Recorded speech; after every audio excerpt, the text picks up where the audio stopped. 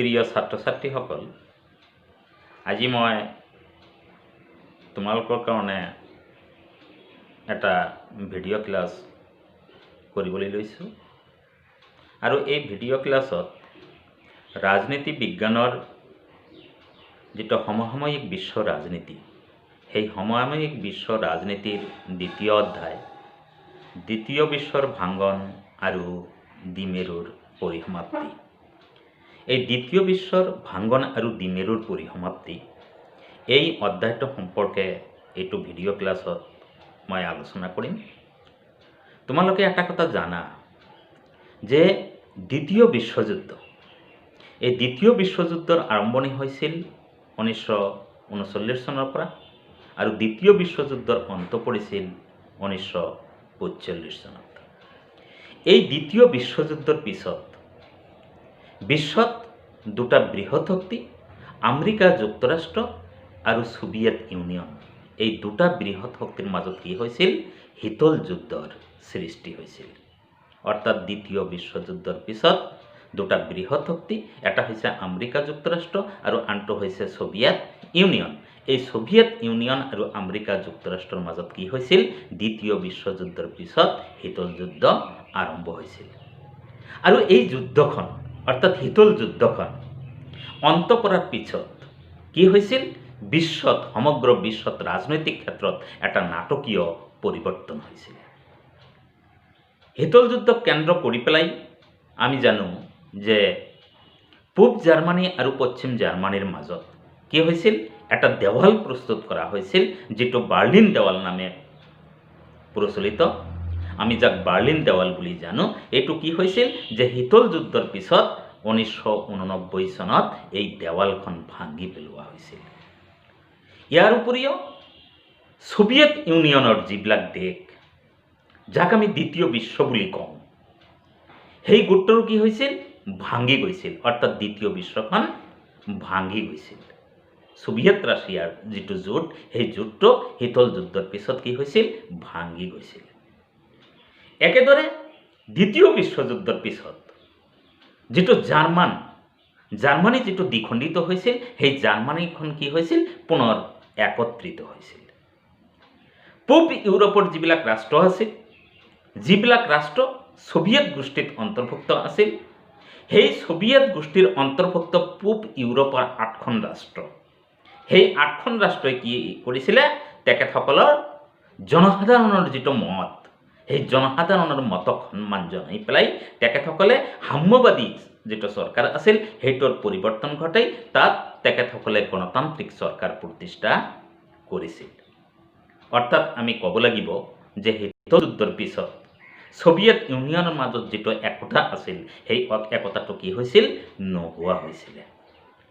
তেনেহ'লে এই দ্বিতীয় বিশ্বৰ ভাঙ্গন আৰু ডিমেৰুৰ পৰিসমাপ্তি, এইটো অধ্যায়ত দ্বিতীয় বিশ্বৰ ৰাষ্ট্ৰসমূহৰ মাজত দেখা দিয়া বিচ্ছিন্নতাৰ ভাৱ, ইয়াৰ পৰিণতি, সাম্যবাদী চৰকাৰৰ পতন, ৰাষ্ট্ৰবোৰৰ ৰাজনৈতিক আৰু অৰ্থনৈতিক পৰিস্থিতি, ইয়াৰ উপৰিও ভাৰতবৰ্ষৰ লগত সাম্যবাদত্বৰ যিবিলাক ৰাষ্ট্ৰ আছে বা ৰাছিয়াৰ লগত ভাৰতবৰ্ষৰ সম্পৰ্ক কি, এই গোটেই দিশসমূহ দ্বিতীয় বিশ্বৰ ভাঙ্গন আৰু ডিমেৰুৰ পৰিসমাপ্তি এইটো অধ্যায়ত পুংখানুপুংখভাৱে আলোচনা কৰা হৈছে। এতিয়া প্ৰশ্নটো হৈছে যে আমি যদি এই গোটেই কথাখিনি জানিব বিচাৰোঁ, তেতিয়াহ'লে প্ৰথমতে আমাক জানিব লাগিব যে পূৰ্বৰ ছোভিয়েট ইউনিয়নটো কেনেকুৱা আছিল। পূৰ্বৰ ছোভিয়েট ইউনিয়ন, আৰ্চভাইল ছোভিয়েট ইউনিয়ন, সেই সম্পৰ্কে আমি প্ৰথমেই আলোচনা কৰিব লাগিব। তোমালোকে জানা যে 1917 চনত 1917 চনত কি হৈছিল? ৰাছিয়াত বিপ্লৱ হৈছিলে, যিটো বিপ্লৱৰ নাম আছিল সমাজবাদী বিপ্লৱ। আৰু এই বিপ্লৱৰ ফলস্বৰূপে কি হৈছিল? ছোভিয়েট সমাজবাদী প্ৰজাতন্ত্ৰ, সংযুক্ত ছোভিয়েট সমাজবাদী প্ৰজাতন্ত্ৰ, union of Soviet socialist republic, এইটো কি হৈছিলে? প্ৰতিষ্ঠা হৈছিল 1917 চনত ৰাছিয়াত যি সমাজবাদী বিপ্লৱ হৈছিল, যাৰ পৰিণতি স্বৰূপে USSR, union of Soviet socialist Republic বা সংযুক্ত ছোভিয়েট সমাজবাদী প্ৰজাতন্ত্ৰ, এইটো কি হৈছিল? গঠন হৈছিল। আৰু ৰাছিয়াত যিটো বিদ্ৰোহ হৈছিল বা বিপ্লৱ হৈছিল, এই বিপ্লৱৰ মূল কাৰণটো কি আছিল? কি উদ্দেশ্য আগত ৰাখি পেলাই ৰাছিয়াত বিপ্লৱ সংগঠিত হৈছিল? ইয়াৰ মূল উদ্দেশ্যটো আছিল যে ৰাছিয়াত পুঁজিবাদৰ অৱসান ঘটাব লাগে আৰু সমাজবাদ প্ৰতিষ্ঠিত কৰিব লাগে। সকলো মানুহকে সামাজিক ৰাজনৈতিক ক্ষেত্ৰত সম অধিকাৰ দিব লাগে। আৰু যাৰ কাৰণে মানৱ ইতিহাসত ৰাছিয়াৰ যিটো বিদ্ৰোহ, এই বিদ্ৰোহটো আছিল এটা ঐতিহাসিক বিদ্ৰোহ। কাৰণ এই বিদ্ৰোহৰ ফলত কি হৈছিল? ব্যক্তিগত সম্পত্তিৰ অৱসান ঘটোৱা হৈছিল আৰু এখন সমাজবাদী আদৰ্শৰ সমাজ প্ৰতিষ্ঠা কৰা হৈছিল। সোভিয়েট ৰাছিয়াৰ যিবিলাক প্ৰতিষ্ঠাপক, যিবিলাক হোতা, তেখেতসকলে সোভিয়েটৰ যিটো ৰাজনৈতিক ব্যৱস্থা, এই সোভিয়েট ৰাজনৈতিক ব্যৱস্থাত কি কৰা হৈছিলে? তাত একমাত্ৰ এটা ৰাজনৈতিক দলৰ স্বীকৃতি দিয়া হৈছিল আৰু সেইটো আছিল সাম্যবাদী দল। আৰু সাম্যবাদী দলৰ বাহিৰে সোভিয়েট ৰাছিয়াত কোনো ৰাজনৈতিক দল বা বিৰোধী পক্ষ থকাটো নিষিদ্ধ কৰা হৈছিলে। সোভিয়েট ৰাছিয়াৰ যিটো অৰ্থনৈতিক দিশ বা অৰ্থনৈতিক পৰিকল্পনা আৰু নিয়ন্ত্ৰণ, এইটো সম্পূৰ্ণৰূপে কাৰ ওপৰত ন্যস্ত কৰা হৈছিল? ৰাষ্ট্ৰখনৰ ওপৰত ন্যস্ত কৰা হৈছিল, সোভিয়েট ৰাছিয়াৰ ওপৰত ন্যস্ত কৰা হৈছিল। আমি পূব ইউৰোপৰ যিবিলাক ৰাষ্ট্ৰ, যিবিলাক সোভিয়েট ইউনিয়নৰ জোঁটত আবদ্ধ, সোভিয়েট ইউনিয়নৰ অংশীদাৰ, সেই ৰাষ্ট্ৰবোৰ সম্পৰ্কে যদি আমি আলোচনা কৰোঁ, যে পূব ইউৰোপৰ ৰাষ্ট্ৰসমূহে কাৰ কবলত আছিল? ফেচিষ্টৰ কবলত আছিল। আৰু এই ফেচিষ্টৰ কবলৰ পৰা সোভিয়েট ইউনিয়নে পূব ইউৰোপৰ ৰাষ্ট্ৰসমূহক মুক্ত কৰিছিল। আৰু এই ফেচিষ্টৰ কবলৰ পৰা মুক্ত হোৱা ৰাষ্ট্ৰসমূহ সোভিয়েট ইউনিয়ন গোষ্ঠীত অন্তৰ্ভুক্ত হৈছিল। এই ৰাষ্ট্ৰসমূহে সোভিয়েট ৰাছিয়াৰ যিটো আৰ্হি, সেই আৰ্হিক গ্ৰহণ কৰি পেলাই তেখেতসকলৰ ৰাজনৈতিক ব্যৱস্থা, তেখেতসকলৰ অৰ্থনৈতিক ব্যৱস্থাত গঢ় দিছিলে। আৰু এই গোষ্ঠীটোৰ নেতৃত্ব বহন কৰিছিল কোনে?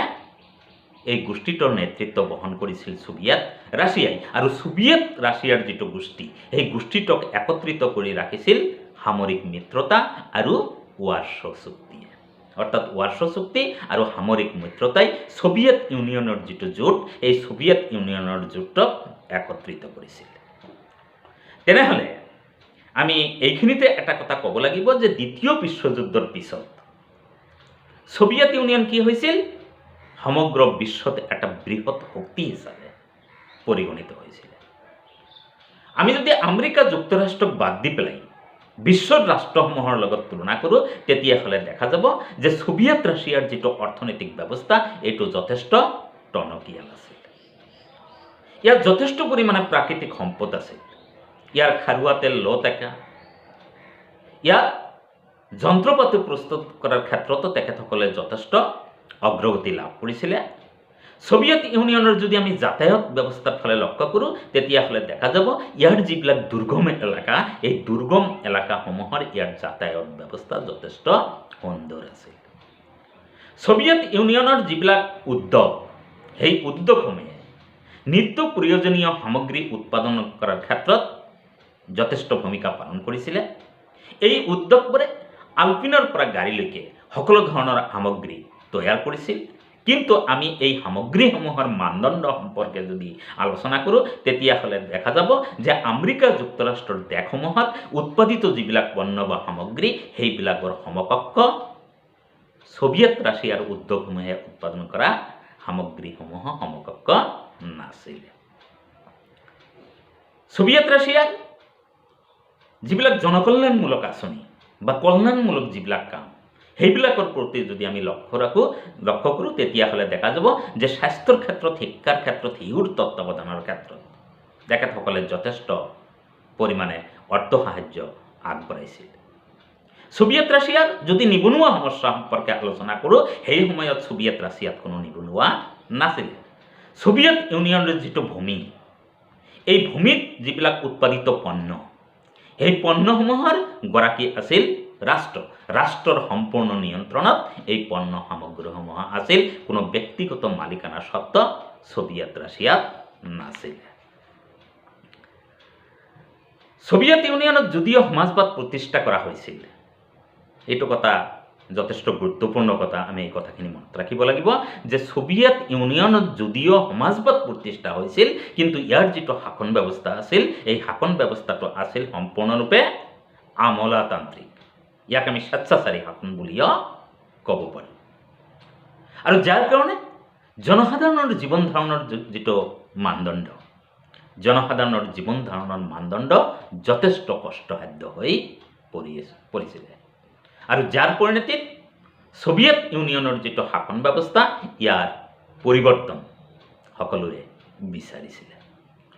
সোভিয়েত ইউনিয়নৰ যিটো একদলীয় ব্যৱস্থা, এই একদলীয় ব্যৱস্থাত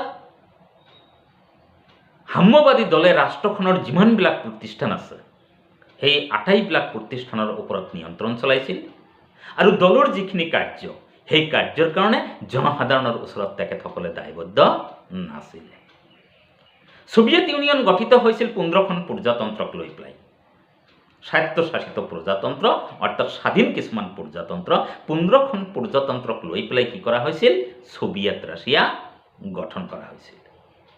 কিন্তু দেখা গৈছিল যে সোভিয়েত ৰাছিয়া অন্যান্য 15খন প্ৰজাতন্ত্ৰৰ দৰে এখন প্ৰজাতন্ত্ৰ, কিন্তু সোভিয়েত ইউনিয়নৰ আটাইবিলাক দিশতে একমাত্ৰ ৰাছিয়াই আধিপত্য বিস্তাৰ কৰিছিল। আন যিবিলাক প্ৰজাতন্ত্ৰ আছে, এই আন প্ৰজাতন্ত্ৰৰ যিবিলাক জনসাধাৰণ, তেখেতসকলক অৱজ্ঞা কৰা হৈছিল, তেখেতসকলক দমন কৰা হৈছিল, তেখেতসকলৰ কথাৰ ওপৰত কোনো ধৰণৰ গুৰুত্ব আৰোপ কৰা হোৱা নাছিল। এতিয়া প্ৰশ্ন হৈছে যে সমগ্ৰ বিশ্বখন দুটা মেৰুত বিভক্ত হৈছিল। এটা মেৰুৰ নেতৃত্ব দিছিল আমেৰিকা যুক্তৰাষ্ট্ৰ আৰু আনটো মেৰুৰ নেতৃত্ব দিছিল সোভিয়েত ৰাছিয়া। আমি যদি সোভিয়েত ইউনিয়ন অস্ত্ৰ প্ৰতিযোগিতাৰ ক্ষেত্ৰত আমেৰিকা যুক্তৰাষ্ট্ৰৰ লগত যদি তুলনা কৰোঁ, তেতিয়াহ'লে দেখা যাব যে অস্ত্ৰ প্ৰতিযোগিতাৰ ক্ষেত্ৰত সোভিয়েত ইউনিয়নে যথেষ্ট কষ্টৰ সন্মুখীন হৈ পেলাই তেখেতসকলে আমেৰিকা যুক্তৰাষ্ট্ৰৰ লগত অস্ত্ৰ প্ৰতিযোগিতাৰ মোকাবিলা কৰিব লগা হৈছিল। ইয়াৰ মূল কাৰণটো হৈছে যে আমেৰিকা যুক্তৰাষ্ট্ৰকে ধৰি পেলাই পশ্চিমীয়া যিবিলাক ৰাষ্ট্ৰ, সেই ৰাষ্ট্ৰসমূহৰ তুলনাত সোভিয়েত ৰাছিয়াৰ যিটো প্ৰযুক্তিবিদ্যা, সোভিয়েত ৰাছিয়াৰ যিটো যাতায়াত ব্যৱস্থা, সোভিয়েত ৰাছিয়াৰ যিটো শক্তি, ইয়াৰ যিটো অৰ্থনৈতিক আৰু ৰাজনৈতিক আকাংক্ষা, সেইটো পশ্চিমীয়া দেশসমূহতকৈ যথেষ্ট পৰিমাণে দুৰ্বল আছিল।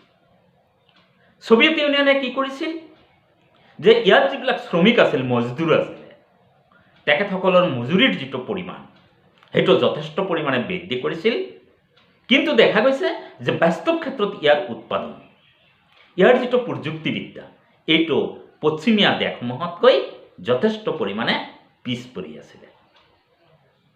তেখেতসকলে অৰ্থনৈতিকভাৱে বিভিন্ন সমস্যাৰ সন্মুখীন হৈছিল আৰু যাৰ পৰিণতি স্বৰূপে দৈনন্দিন যিবিলাক সামগ্ৰী, সেই সামগ্ৰীসমূহ তেখেতসকলে বিভিন্ন ৰাষ্ট্ৰৰ পৰা আমদানি কৰিব লগা হৈছিল। অৰ্থাৎ আমি ক'ব লাগিব যে 1970 চনৰ পিছৰ পৰা সোভিয়েত ইউনিয়নৰ যিটো অৰ্থনৈতিক অৱস্থা, সেইটো অৰ্থনৈতিক অৱস্থা বেয়াৰ পিনে ঢাল খায়, তাত মন্দা অৱস্থাৰ সৃষ্টি হয়। আৰু যাৰ পৰিণতি স্বৰূপে সোভিয়েত যিটো জোট, যিটো সোভিয়েত গোষ্ঠী, সেই সোভিয়েত গোষ্ঠীৰ ভাঙনৰ যিটো প্ৰক্ৰিয়া, সেই প্ৰক্ৰিয়াৰ সূত্ৰপাত হয় 1970 দশকৰ পিছৰ পৰা। তো যি কি নহওক, প্ৰিয় ছাত্ৰ ছাত্ৰীসকল, আমাক পূৰ্বৰ যিটো সোভিয়েত ইউনিয়ন, সেই পূৰ্বৰ সোভিয়েত ইউনিয়ন সম্পৰ্কে যদি আমাৰ একটা সম্যক ধাৰণা থাকে, তেতিয়াহ'লে এই চেপ্টাৰটো বা এই অধ্যায়টো সম্পৰ্কে আমি ভালদৰে বুজি পাম। তোমালোকে ক্লাছটো ভালদৰে শুনিবা, বস্তুটো এই অধ্যায়টো বুজাৰ কাৰণে চেষ্টা কৰিবা। আমি পৰৱৰ্তী ক্লাছত আমাৰ সোভিয়েত ৰাছিয়াৰ যিটো ভাঙন, সেই ভাঙন সম্পৰ্কে আমি বিস্তৃতভাৱে আলোচনা কৰিম। আজিলৈকে ইমানেই।